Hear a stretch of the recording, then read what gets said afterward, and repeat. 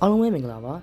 ဒီနေ့မှာတော့အော်နောက်ကင်းရဲ့ဆောင်းရိုင်းတယောက်ဖြစ်တဲ့မီယာမော်တူမူဆာစီကျောင်းကိုပြပြပေးသွားမှာဖြစ်ပါတယ်အဲ့ဒါဆိုစလိုက်ကြအောင်ပါကျွန်တော်တို့အော်နောက်ကင်းရဲ့ခင်ရန်တိုက်ကြီးရဲ့ရှစ်တောင်မရှိုင်းမှာဒဖူချိုးဆိုတဲ့ပင်လယ်ကမ်းရိုးတန်းဒေသတစ်ခုရှိပါတယ်အဲ့ဒီမှာဆိုရင်ခီယိုကီတိုဆိုတဲ့မြို့ကြီးတစ်ခုလည်းရှိပါတယ်ကျွန်တော်တို့ဟီးရိုမူဆာချီကလည်းခီယိုကီတိုနယ်ကပေါ်လာတဲ့ဟီးရိုဖြစ်ပါတယ်ပြီးတော့မူဆာချီကဆင်းရဲတဲ့မိသားစုကနေမဖွားလာတာပါဒါပေမဲ့မူဆာချီကငယ်လေးကလေးကဓာတ်ရိတ်ကိုအလွန်တက်မြောက်ရှင်ခဲ့တာပါမိသားစုကဆင်းရဲတော့မြို့ကအဆောင်မရိုင်းကျောင်းမှာသူ့ကိုဘလို့မှကျောင်းထောင်ပေးနိုင်ပါဘူးဒီလိုနဲ့မူဆာချီခင်ဗျာကျောင်းထဲကိုဝင်ပြီးတော့ဆာမူရိုင်းတွေဓာတ်လေးကျင့်နေတာကိုအမြဲခိုးကြည့်ခဲ့ရပါတယ်ဒီလိုခိုးကြည့်တော်မိတိုင်းလဲကျောင်းကနေအမြဲမောင်းထုတ်ခံရတတ်ပါတယ်ဆာမူရိုင်းကျောင်းရဲ့လမ်းတစ်ဖက်တစ်ချက်မှာဆိုရင်မုံဆိုင်တစ်ခုရှိပါတယ်မူဆာချီအမြဲမောင်းထုတ်ခံနေရတာကိုဆိုင်ရှင်ကမြန်မာများလာတော့မူဆာချီအတွက်ကိုစိတ်မကောင်းဖြစ်ပြီးတော့ကျောင်းကဆာမူရိုင်းဆရာကြီးနဲ့အပည့်ရတစ်ခုလုပ်ပြီးတော့မူဆာချီကိုဆာမူရိုင်းကျောင်းတက်လို့ရအောင်လုပ်ပေးခဲ့ပါတယ်အဲ့ဒီဘေယူကတော့ဆိုင်ရှင်အနေနဲ့နေတိုင်းမုံတွေကိုဆာမူရိုင်းကျောင်းနဲ့ဝင်ပေးရမှာဖြစ်ပါတယ်ဒီသဘောတူညီချက်ကြောင့်ပဲဆိုင်ရှင်ရဲ့သမီးအုပ်စုဆိုတဲ့ကလေးမလေးက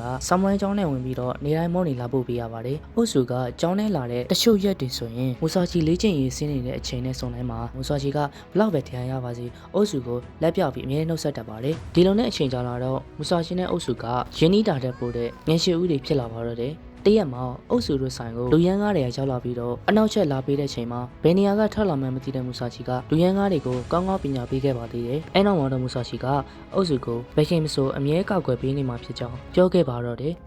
ပြီးတော့မူဆာချီကပြိုင်ဘက်ကင်းတဲ့ဆောင်းရိုင်းတယောက်ဖြစ်ရှင်တဲ့ရီမန်းချက်တစ်ခုလည်းရှိပါတယ်။အဲ့ဒီရီမန်းချက်ကိုအုပ်စုကလည်းအရန်စပုတ်ပေးခဲ့ပါတယ်။ဒီလိုနဲ့မူဆာချီရွေရလာတဲ့အချိန်မှာတော့မြို့ကဆောင်းရိုင်းနေနဲ့ဓာတ်ရည်ရှင်မှန်ပြီးတော့အမြဲအနိုင်ရရှိခဲ့ပါတယ်။ဓာတ်ရည်ရှင်တာကိုအရန်ယူသွတ်တဲ့မူဆာချီရဲ့မွေးနေ့ရောက်လာပါတော့တယ်။ဒီလိုရင်မျိုးမှာတော့ဆောင်းရိုင်းတယောက်နဲ့ဓာတ်ရည်ရှင်မှဖြစ်လို့အုပ်စုကိုနှုတ်ဆက်ပြီးတော့ဓာတ်ရည်ရှင်မဲ့နေရာစီကိုထွက်သွားခဲ့ပါတယ်။ဖြစ်ချင်တော့အဲ့ဒီနေ့ကခီယိုကီတိုမှာလည်းငလင်ကြီးတစ်ခုလှုပ်သွားခဲ့ပါတယ်။အဲ့ဒီငလင်ကရှန်ကန်းမှာလှုပ်သွားခဲ့တဲ့ငလင်နဲ့တူတူပါပဲ။ဒီလိုနဲ့ဓာတ်ရည်ရှင်အောင်ရက်ပြီးတော့အုပ်စုစီကိုအမြန်ပြေးပြင်ခဲ့ပါတော့တယ်။မူဆာချီနဲ့အုပ်စုတွေ့တဲ့အချိန်မှာမြေအကွဲကျောင်းရဲ့တစ်ဖက်တစ်ချက်မှာရှိနေပါတယ်။အုပ်စုကလည်းမူဆာချီအတွက်လက်ဆောင်လေးတဲလာရင်းနဲ့ငလင်တန်မိတဲ့အိမ်နဲ့မလမကန်းမှာရှိနေခဲ့ပါတယ်။အုပ်စုကိုတွေ့ရလို့ရင်အေးရပေမဲ့ကံမကောင်းစွာပဲအဲ့နာကကြောက်ပုံကြီးကအုပ်စုကိုလဲကျပြီးတော့အုပ်စုလည်းအဲ့ဒီနေရာမှာတင်ညီကုန်းရှုပ်သွားခဲ့ပါတော့တယ်။အုပ်စုတေတာကိုမျက်စိရှိမှတင်မြင်လိုက်ရတဲ့မူဆာချီကအုပ်စုကိုမကယ်နိုင်ခဲ့မိတဲ့အတွက်စိတ်ထရရမ်းရပြီးတော့အဲ့ဒီနေ့ကစလို့ဆောင်းရိုင်းဓာတ်သမားဘဝကနေအပီးတိုင်ကျန်လာလိုက်ပါတော့တယ်။အဲ့ဒီနောက်ခီယိုကီတိုကနေထွက်လာပြီးတော့ရှန်ကန်းမှာတမန်ဘွားနဲ့ဇက်မြုပ်နေခဲ့ပါတယ်ဒီအရန်ကြာလာတဲ့အချိန်တစ်ခုမှာရှန်ကန်းမှာလီဗိုင်ဆိုတဲ့ဓာတ်သမားကအရန်နာမည်ကြီးပါတယ်တရက်လီဗိုင်ကရှန်ကန်းရဲ့ဓာတ်သမားတစ်ယောက်နဲ့ဓာတ်ရည်ရှင်နေတဲ့အချိန်မှာဓာတ်ပိုင်းစားတစ်ခုကမူဆာချီဘဘဲထုနေတဲ့နေရာကိုကျသွားခဲ့ပါတယ်နောက်တော့လီဗိုင်ကမူဆာချီကိုမြင်ပြီးတော့ခီယိုကီတိုနေသားမြန်းတည်သွားတာနဲ့မင်းတို့ခီယိုကီတိုမှာတိုင်မက်ကင်းဓာတ်သမားကောင်းတစ်ယောက်ဖြစ်တဲ့မီယာမော်တိုမူဆာချီရှိတယ်မလားလို့မေးလိုက်ပါတယ်အဲ့ဒီမှာမူဆာချီကလည်းချက်ချင်းပဲအဲ့နာမည်တစ်ခါမှမကြားဘူးလို့ပြန်ပြောခဲ့ပါတယ်ပြီးတော့လောလောဆလောက်ကိုဆက်လုပ်နေခဲ့ပါတယ်ဒီလိုမျိုးလင်းချက်ပျောက်ဆုံးနေတဲ့မြင်ကွင်းကိုအုပ်စုကတမလုံကနေတည်ရနဲ့မွန်းနမင်းစီမှာတနာခံပြီးတော့မူဆာချီနဲ့တစ်ခါတော့တွေ့ရဖို့တောင်းဆိုခဲ့ပါတယ်အတိတ်ကိုအရန်ဆွဲလန်းနေတဲ့အုပ်စုကိုမွန်းနမင်းကလူပြည်ကိုပြန်မယ်ဆိုရင်မင်းရဲ့ဝိညာဉ်ကထောက်ရပျောက်သွားမှာဖြစ်တဲ့ကြောင်းရှင်းပြခဲ့ပါတယ်ဒီလိုပေးယူကိုအုပ်စုကလည်းလက်ခံပြီးတော့မူဆာချီစီတစ်ခေါက်ပြန်လာခဲ့ပါတော့တယ်မူဆာချီအိယာနိုးလာတဲ့ချိန်အုပ်စုကိုမြင်တာနဲ့အရန်အံ့အားသင့်တောင်းခဲ့ပါတယ်။အဲနောက်အုပ်စုကလည်းဒါကအိမ်မက်မဟုတ်ကြောင်းတကယ်ပဲသူပြန်လာတာဖြစ်ကြောင်းပြောခဲ့ပြီးတော့ရှန်ကန်းမြို့ကိုလိုက်ပြဖို့မူဆာချီကိုပြောခဲ့ပါတယ်။အဲနောက်မူဆာချီကအုပ်စုနောက်ကနေတကောက်လိုက်ပြီးတော့အုပ်စုတစ်ချိန်လုံးမျက်စိရှိရပြောင်းမခံပဲစောင့်ကြည့်နေပါတော့တယ်ဒီလိုနဲ့ဈေးတန်းတွေပါပတ်သွားခဲ့ရင်မြို့နေရာတော်တော်များများနဲ့တရားတစ်ခုကိုရောက်တဲ့အခါမှာမူဆာချီငငယ်ကပြောခဲ့တဲ့ဘယ်တော့မှအရှုံးမပေးရက်တက်မသွားမဲ့မီယာမာတူမူဆာချီဆိုပြီးမူဆာချီရဲ့ရင်မှန်းချက်ကိုနှုတ်ထလာအောင်လှုံ့ဆော်ပေးခဲ့ပါတယ်Miyamoto Musashi, always unstoppable.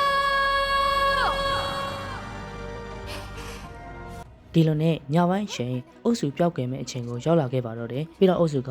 မူဆာရှိအနေနဲ့ဒီလိုတာမန်ဘွားနဲ့နေထိုင်တာကိုဖြစ်မသွားစေလိုကြောင်းအရင်ကရှိခဲ့တဲ့အကောင်ဆုံးဆော်မရိုင်းဖြစ်နေမဲ့အိမ်မက်ကိုဆက်ရှိစေခြင်းကြောင့်ပြီးတော့သူကအဲ့ဒီမြင်ကွင်းကိုအမြဲတမ်းကြည့်ရှင်နေတဲ့အကြောင်းပြောခဲ့ပါတော့တယ်အဲ့နောက်မူဆာရှိလဲအုပ်စုအပီးတိုင်ပြောက်ကွယ်မသွားခင်သူဓာတ်ရည်ရှင်ပြိုင်နေတဲ့မြင်ကွင်းကိုမြင်သွားစေချင်တာကြောင့်လီဗိုင်ရှိတဲ့ရှိအမြန်ပြေးလာခဲ့ပါတော့တယ်ဒါမဲ့ကံမကောင်းစွာပဲလီဗိုင်စီရောက်တဲ့ချိန်မှာတော့အုပ်စုရဲ့ဝိညာဉ်ကအပီးတိုင်ပြောက်ကွယ်သွားခဲ့ပါပြီပြီးတော့မူဆာချီကအုပ်စုလက်ဆောင်ပေးခဲ့တဲ့ဓာတ်တွေကိုထုတ်ပြီးတော့ဒီဘိုင်နဲ့ဓာတ်ရည်ရှင်ဖို့အတွက်စတင်ခဲ့ပါတော့တယ်မူဆာရှိရဲ့ဓာတ်ရည်ကအရန်ကြမနေဘူးဆိုပေမဲ့နှစ်တော်ကြာဓာတ်ရည်ရှင်ပြိုင်မှုမရှိတဲ့ဓာတ်သမားကိုဒီဘိုင်အနေနဲ့ရှင်ပြိုင်ဖို့ကတရားမျှတမှုမရှိမဲ့လီဗိုင်ကောင်းကောင်းသိပါတယ်အဲ့ဒါကြောင့်လီဗိုင်ကဒီနေ့ကငါတို့ဓာတ်ရည်ရှင်ရမယ့်ရက်မဟုတ်ဘူးနောက်3နှစ်နေရင်ပြန်တွေ့ကြမယ်အဲ့ဒီကြရင်မင်းလည်းပို့ပြီးအစင်းသေးဖြစ်နေလောက်ပြီဆိုပြီးမူဆာရှိကိုချင်းဆိုခဲ့ပါတော့တယ်မ အရီနောက်မူဆာရှိလဲအုပ်စုလက်ဆောင်ပေးတဲ့ဓာတ်အောက်ခံပြီးတော့ဒီနေ့အစလို့အုပ်စုမြင်စေခြင်းနဲ့ဓာသမားဘွားနဲ့ပဲ16မိနစ်အကြောင်းချိန်ဆခဲ့ပါတော့တယ်ပြီးတော့မူဆာကြီးကအရင်လိုပဲဆမ်ရိုင်းတွေကိုစိန်ခေါ်ပြီးတော့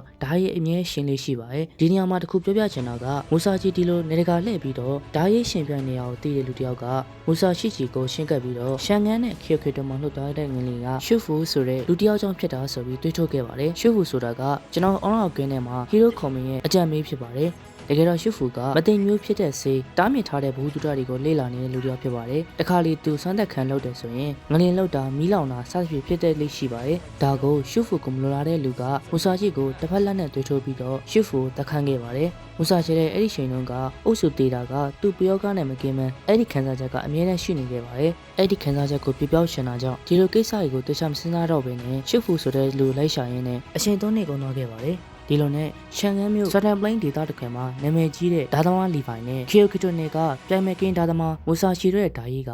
ခင်းရန်ရဲ့အလဲပိုင်းတစ်ခွင်မှာအရန်နာမည်ကြီးခဲ့ပါတော့တယ်။ဒါလေးကတော့ကျွန်တော်တို့အော်နော်ကင်းရဲ့မီယာမတူမူဆာရှီရဲ့ဘဝဇာတ်ကြောင့်ဖြစ်ပါတယ်။နောက်ရက်တွေမှာလည်းနောက်ဟီးရိုးကြောင်းတွေတင်ပေးမှာမို့ like and share လေးလုပ်သားပေးခဲ့ဖို့အနှုံညွတ်တောင်းဆိုချင်ပါတယ်ခင်ဗျာ။